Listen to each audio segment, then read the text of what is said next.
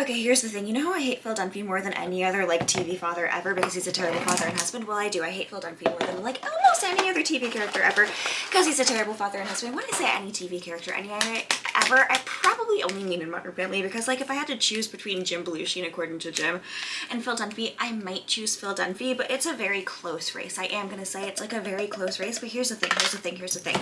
People always try to tell me when I discuss the fact that Phil Dunphy is a terrible father and husband that I have never heard of a bad father in my life because Phil Dunphy is such a great dad and I don't know what a bad dad is. And here is the thing. 1, yes I do. 2, just because somebody is a fun dad doesn't mean that they are a good dad, because you can be a fun dad and a good dad, okay? You can be a dad who plays like a lot of jokes with your kids and plays games and hangs out with them and really just makes them feel good about themselves at any given state and time, but you can also miss the mark completely, and that's what Phil Dunphy does, because people really like to bring up the fact that Phil Dunphy is always having fun with his kids, but Phil Dunphy is specifically having fun with his kids on his terms. And I think one of the best examples of this is the Leap Day episode. The Leap Day episode, or the Leap Year episode, depending on how you want to discuss it. Now, first and foremost, this entire episode is actually about Cameron. It's about Cameron and the fact that his birthday is on a leap year, which is actually like an actually legitimately terrible thing to have, and I feel really bad for anyone who has a leap year birthday.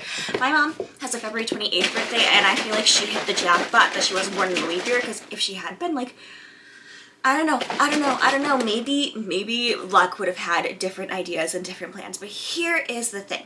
That is an episode where Phil Dunphy talks consistently about how leap year is, like, leap day is his favorite day of every 4 years because it's a day that doesn't really exist in his brain. And because it's a day that doesn't really exist in his brain, he can do anything. He can, like, defy the laws of physics if he wants to. And what he wants to do on that day, on that specific day, on that leap year day, is go to the tumbling gymnastics aerial place, okay? And the only way that he wants to do it is with his entire family.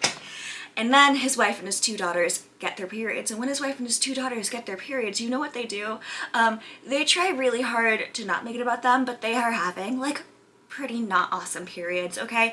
They're having a rough time of it. They're getting the cramps, they're getting the emotions. It's the only time we ever see a woman in the show get her period other than when Lily gets her first period, so they're being really, really sexist about it because most of the writers in the writing room for the show are men. And Phil Dunphy makes the entire episode about him. He makes it about him. He teaches his son and Manny, his brother-in-law, that actually menstruation is bad and it's a monstrous thing and it's terrible and it's evil and it's the worst thing that could ever happen to a man. That all of the women in his life have their periods, and actually periods are evil, not for the women who have them.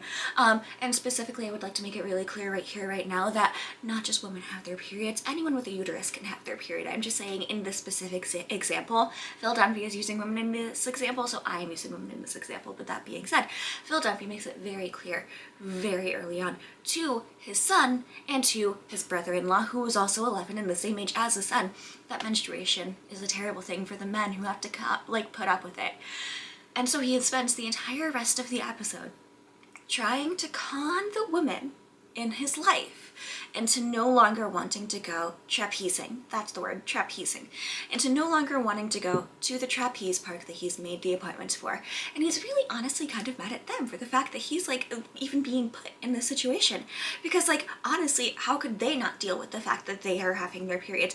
And on top of that, he's teaching again these 2 young boys that menstruation is evil. And on top of that, he's trying to con these women. He's playing a long con and acting like he's being the hero of the entire situation, because Phil Dunphy is always being the hero of every situation that he can be a part of. If he can do anything in a situation, the only reason that he will do it is because he wants to be the hero of that situation.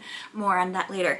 But my biggest issue with this episode is that by the end of the episode, when he has made it very clear that the only reason he wants to go trapezing is because it will be fun for him, and he wants to do it because it will be fun for him, and he doesn't really care if other people have fun, he's doing it because it will be fun for him, and this is his day, and it's his thing, and he doesn't do anything ever, so he must be able to do this, which also completely false, because all Phil Dunphy ever does consistently is things for himself. Like, if he's planning an activity, it's because it's something that he thinks will be fun, and he doesn't really care if anyone else thinks it will be fun.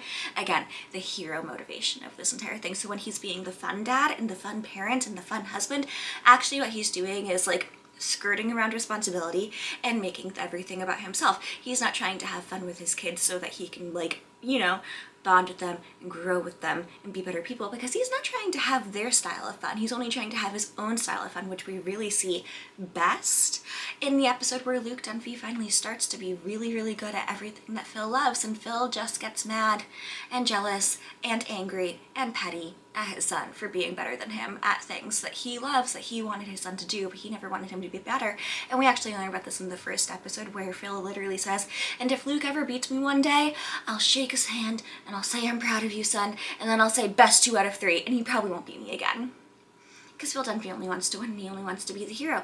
And back to the trapezing episode, by the end of the episode, when you think that maybe finally Phil Dunphy will learn his lesson and learn that he can't like just treat women like they're monsters or animals in cages when they're on their periods, and that he has to really learn like from this moment, all that happens is he describes the emotions that he's feeling, and the girls go, oh my god, you understand finally, because he's describing the emotions that they're feeling because they're on their period. Which could almost kind of make sense if it weren't for the fact that he took it as them apologizing to him for having their periods on his special day, which was not his special day, because it was Cameron's special day, because it was Cameron's birthday, and Phil just really, really wanted to make it, once again, cannot emphasize this enough, about him. But sure, he's a really fun dad and husband. He's super fun. He definitely doesn't get almost abusive anytime things don't go his way. Not at all. Okay. Anyways, TikTok died. It died. It died. It died. It's gone. And it died. You can't open the app anymore. It just tells you that it's gone and then tells you to close the app. So that's super duper fun. Love it so much. My new favorite thing in the entire world. More to come. Okay, love you. Love you.